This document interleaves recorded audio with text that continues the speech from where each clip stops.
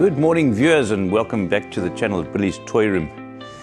Today we are about to test out one of my recent purchases that I spoke about some videos ago that I was keen to buy, and that is my Yamaha Tenere T700. My mate and myself are going to do a loop down into the former Transkei today and hit a couple of the dust roads and to see how the bike fares up. I was planning to do a trip up to Sani Pass and Lesotho on the Africa Twin.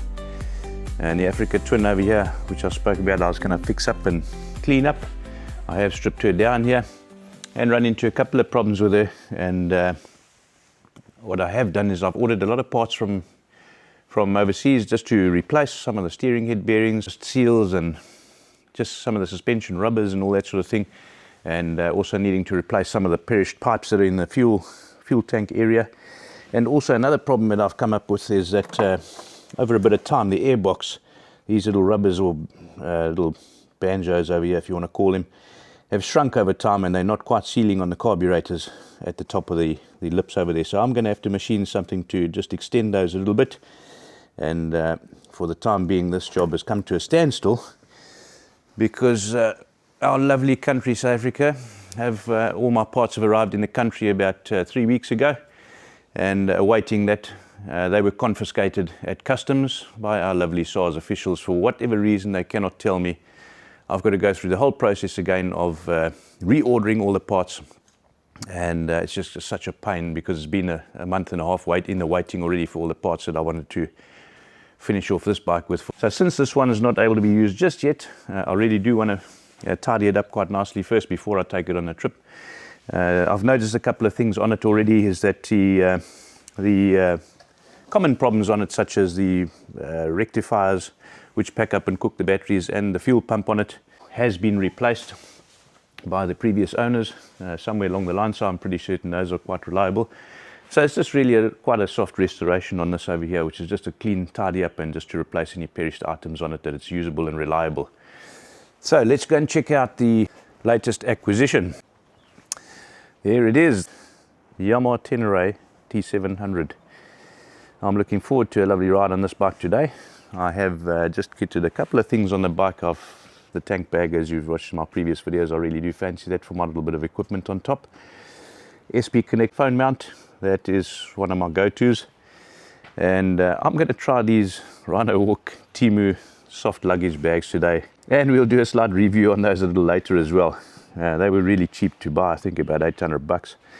And I've just put a little bit of spare fuel in there today, because one thing about the T7 that we don't get in our country is the World Raid.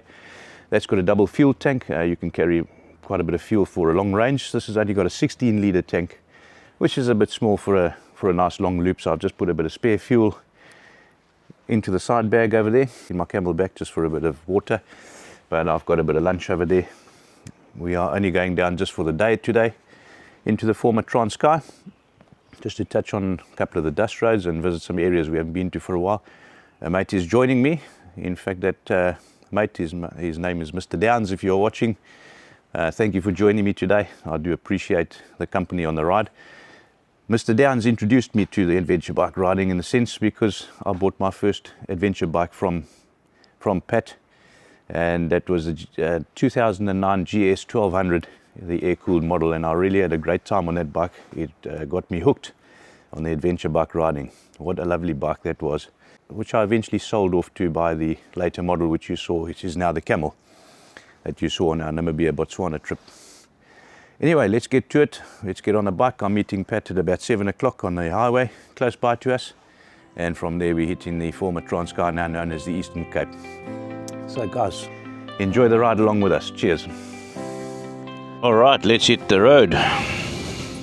We've got some lovely weather. Sun's just come up. Right, Mr. Temu bags, let's check how you fare up today. I'm going to look for something second-hand that is a bit more durable, I'm sure. I don't know about how durable these things are going to be. They look quite thin compared to what Go Gravel are making and that sort of thing. But anyway, let's go for it. Nice fresh morning. I'm going to be also checking today how this standard suspension fares up. I have taken it for a test run at our local bike track recently, and it does feel a little soft in front. I could say Yamaha could have done one thing better, was put some slightly heavier springs in the front forks. I want to see how the suspension fares up on the dust roads, just for my weight and everything like that. And the reason why I've put the little bags on the back, the soft luggage, is just to get a bit of weight on the bike too, to see what it'll feel like once I do a bigger loop for a couple of days. And I would like to set the suspension up for the extra weight. It feels good to be back on the bike. Been having withdrawal symptoms since I got back from Namibia, just to get out on the road and get on a loop. But I do enjoy getting on the bike. Today's riding is more my sort of scenery rather than the tar.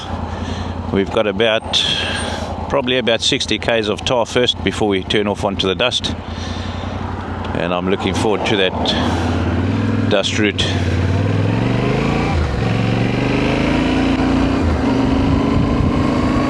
Couldn't have asked for a better day today. It's so lovely when you jump on a bike in the morning for a ride and the weather is tops. And it looks like it's going to be tops the whole day today. We're about to introduce you to Mr. Downs. If he's here yet, I'm sure he is. Yep, they come on the KTM today. Yeah. Good morrow, sir. Morning. How are you, Mr. Downs? Good to see you. Are you well? I'm always well, thank you. Good stuff, eh? Yeah. Well, so it's Then we start, you put these on? yeah, I've put some on today just to put a bit of weight in them and see what it's going to feel like on the dust. Lovely. She's beautiful. Yeah. Eh? But I like your KTM as well, eh? That Yeah, thing is very- smart, eh? It's very small. Hey? It's very small. I know, but you'll give me carrots on the straights, I'm sure. Eh? It's all about the rider. I've put a bit of extra fuel over here for us if necessary. Okay. So Nah, I've got about fine. 8 litres of fuel extra. But Well, I've tested mine, 520 k's. right, let's hit it.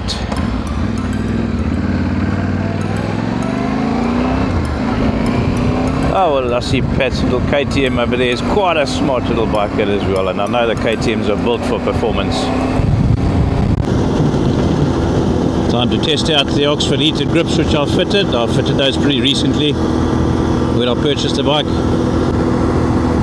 And they suggest that you connect the little controller and everything direct to the battery.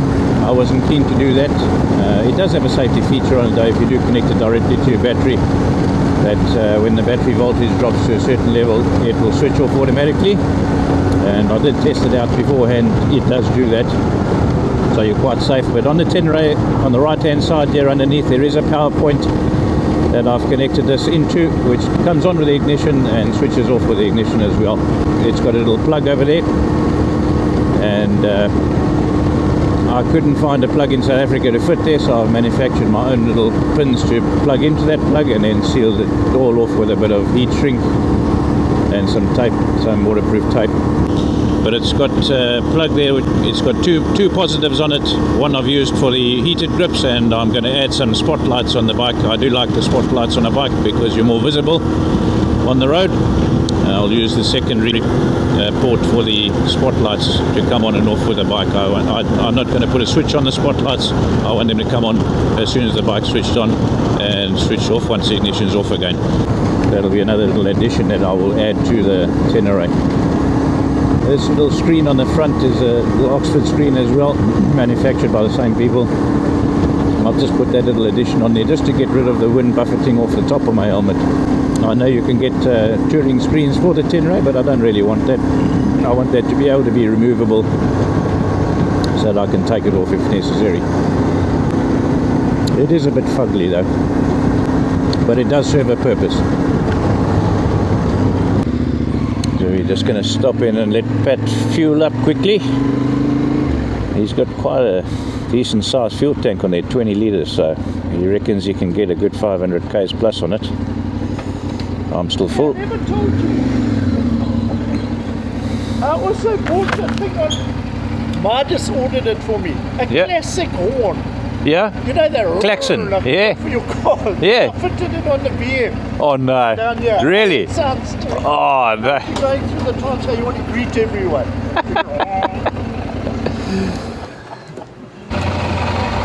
After you.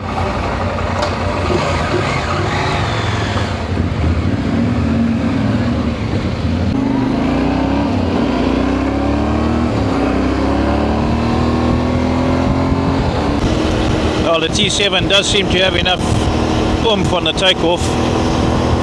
Quite happy with that. Now the acceleration on it is fairly impressive for a 700. We are just a couple of k's away from reaching the former Transkei. We're going to pass over the old Pont Bridge in Port Edward. Look at that beautiful view. Such a scenic little route this. This is a little reserve area here. Red Desert Nature Reserve. Part of the Red Desert Nature Reserve. Red Desert here down in Port Edward is just an odd little desert area here. Just to the right of me somewhere. That is just red sand. Quite odd, just out in the middle of nowhere. Actually, where we're going down to Mntentu today is the place we're going to destine before we loop back. Mntentu Lodge.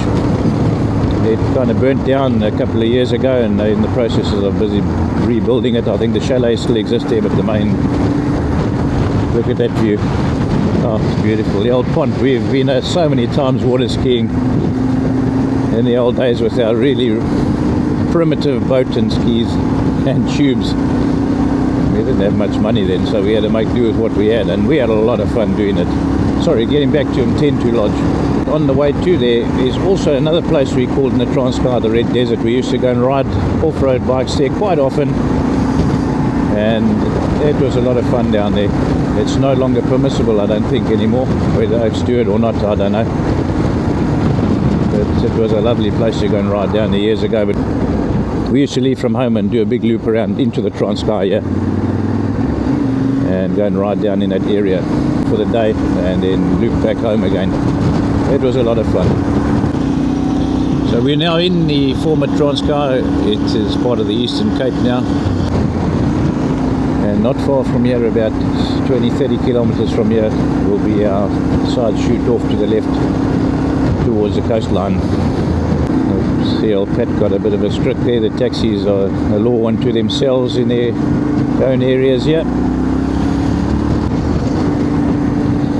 These Transkei roads over here are something to be wary of when you're riding here. The drivers over here, they have no regard for the rules and regulations of the road, so you've really got to be careful riding through these areas. I'm pleasantly surprised with the Tenere's standard seat.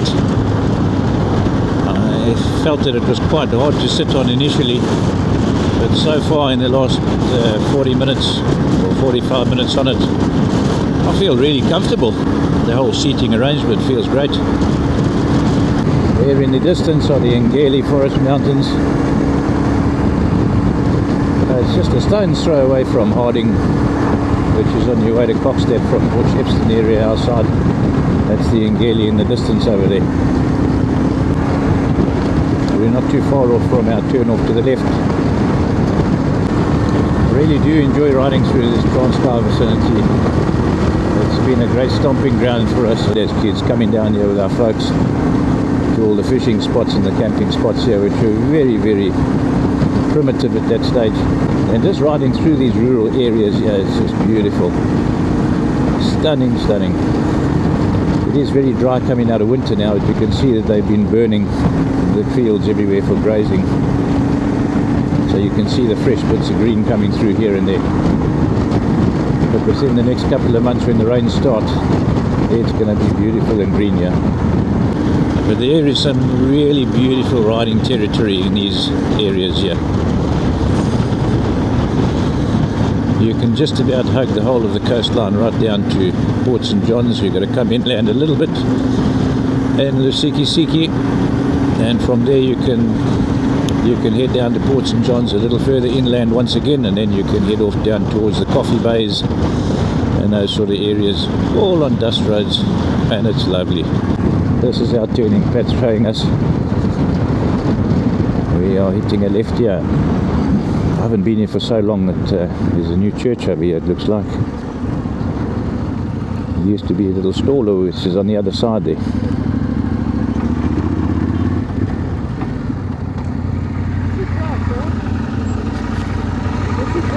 Yeah, this is it, yep. According to the GPS, this is it.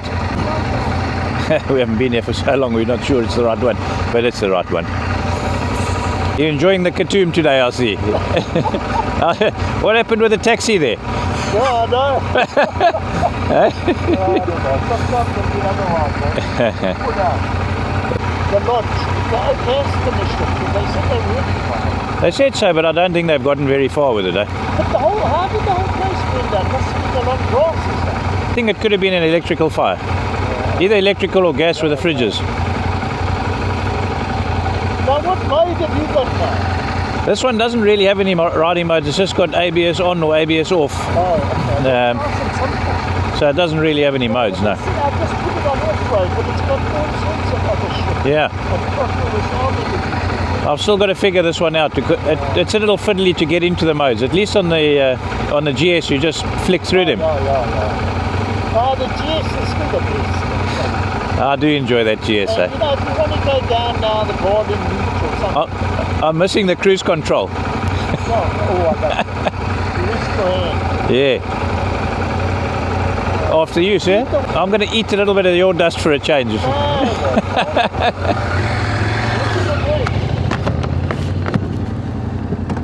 Right, let's go for it. I'm going to let Pat go ahead because last time we were in the car together on the Camel, and he's also got a Camel as well, a GS 1200. He had to eat my dust the whole way there and back. So it's only fair that he goes ahead today. And I've been wanting to get to some dust road riding for such a long time now. Not too sure what this guy's mission is. Get past him as well. This is a lovely scenic little route, this as well, crossing the little rivers, and there's a waterfall or two here and there. Nice old bridge that. I've switched the ABS off on the Tenere just so that I've got full control, and it is nice compared to the Camel down to Botswana. When you switch this one's ABS off, and you are totally on your own and in control of the bike. It is so lekker to have that for a change. That I really am enjoying on the Tenere. I'm going to have to find a name for the Tenere. And so far I think I've got one. This thing is just like riding a horse. It's nice and tall. It's just gracefully going over the bumps. A little bit softer suspension in front, the forks, but still not too bad on a whole anyway for the average rider, I suppose.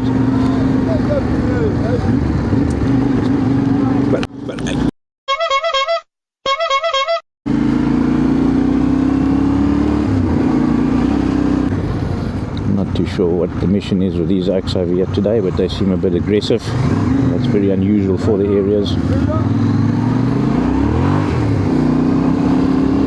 They're usually pretty friendly down here.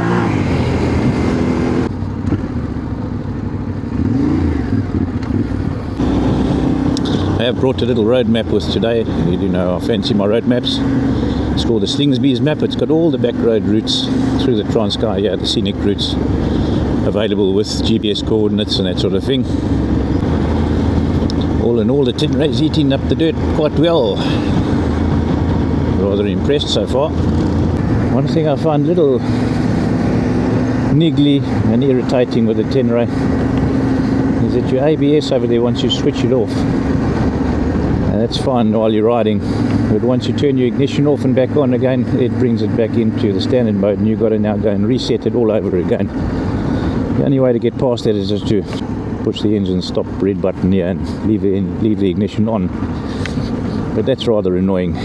They could have sorted that one out and just had it that when you switch the bike back on, it's still in its mode that you started off in, especially if you're on the off-road. Oh, look at this. Isn't this beautiful?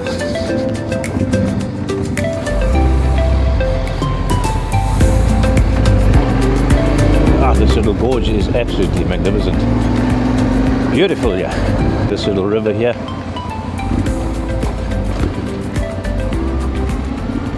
Look at that. Lovely, man. Hey, Pat, isn't this lovely? I love it here. I love the outdoors. I love it here. Plus, even that way, look at it. It's beautiful, man.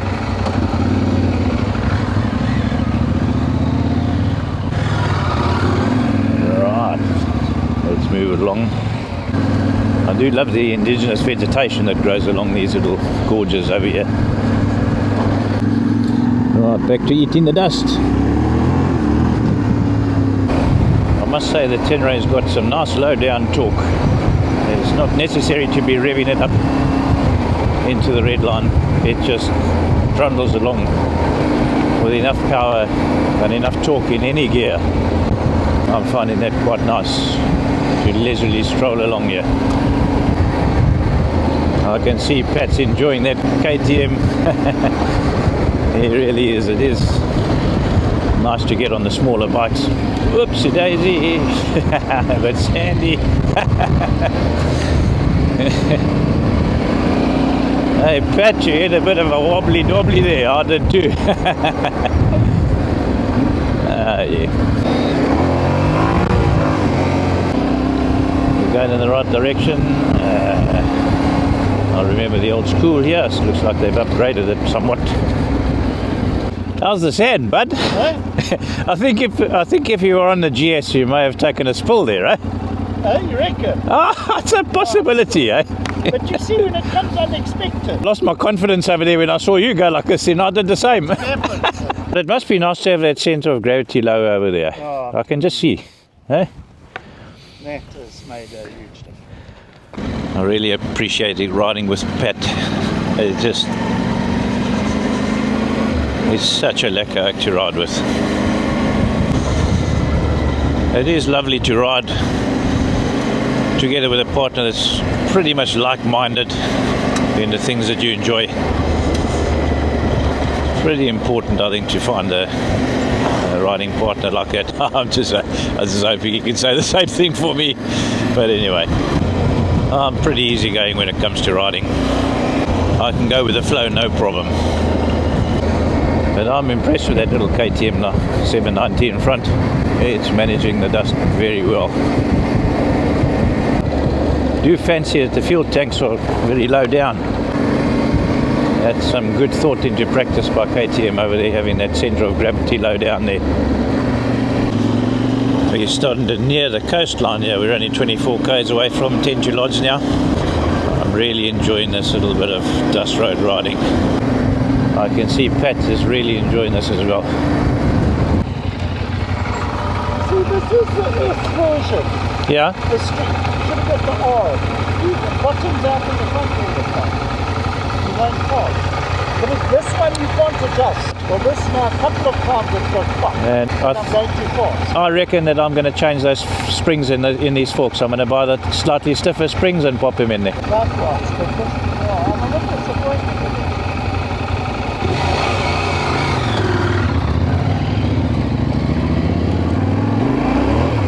So I reckon, as I was mentioning a bit earlier in the ride over here, this is like riding a horse.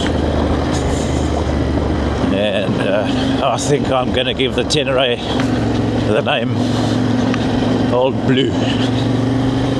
Old Blue. I think that's what you're going to be. Old Blue. Yeah. What you guys think? Pop it in the comments over there. Is that a good one or not? Right, come on, Old Blue. Let's go for it. I feel like riding through that muddy section there, but I don't feel like cleaning it all this afternoon when I get back home.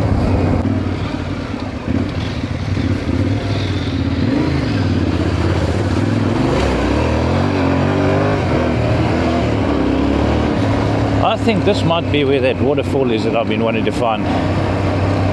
I'm hoping so. Could be a little further on.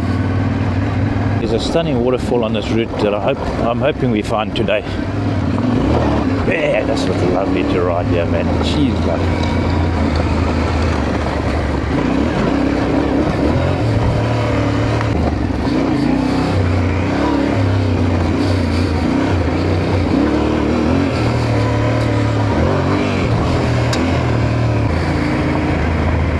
This could be it for sure. Now I've missed this route each time I've come down here previously. Let's have a squiz here. Yes, it is. Oh, lovely. This is it.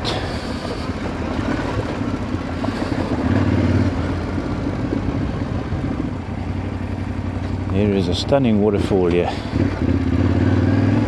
What we're going to go and have a look at now. And that's it down there. Lovely. Ah, I'm so pleased that I found this today. Look at that, guys. How awesome is that? Let's go down and have a squiz.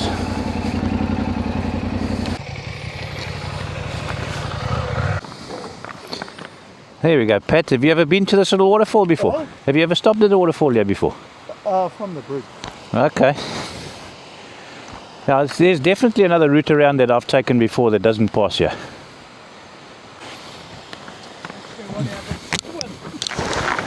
Did you bring your costume? That's from I love water.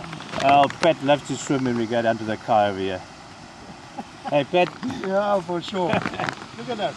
Beauty. This is beautiful. And what you see in South Africa, eh? I would say.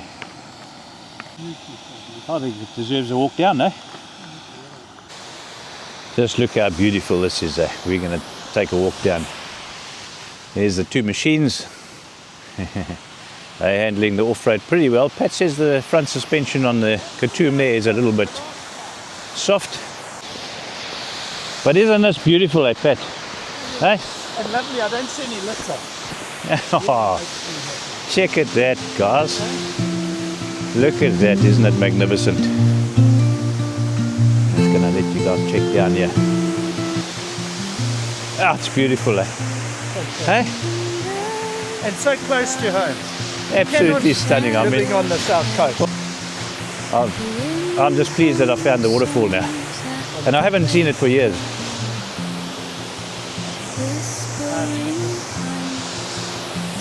But this is one of my favorite waterfalls, I tell you, just to see the depth of it. And that other Mntentu when it flows into... That one flows right into the... Yeah, that's lovely as well, But you see how much it is now for that new Grey Lodge. That Yes, lodge yeah. over Well, when we were there, 14,000 yeah. rand a night. Crazy, man. You know, it's sad that it's out of our reach as a normal... It is a bit sad, And I'm impressed with your YouTube skills. Yeah, well, Pat, you're about to be on the YouTube channel, Pat. Look forward to it. Thank you, guys. About the 20th video, I finally made it, but it was self-inflicted. I should have been on the long trip. Yeah, We'll make no excuse. I can tell you what, if Pat was on the long trip with me, I don't think he would have dropped me the last day there. Hey, not at all. That's awesome. Oh, the gorge is absolutely stunning. Beautiful. And what lacquer weather, we couldn't ask for a better day.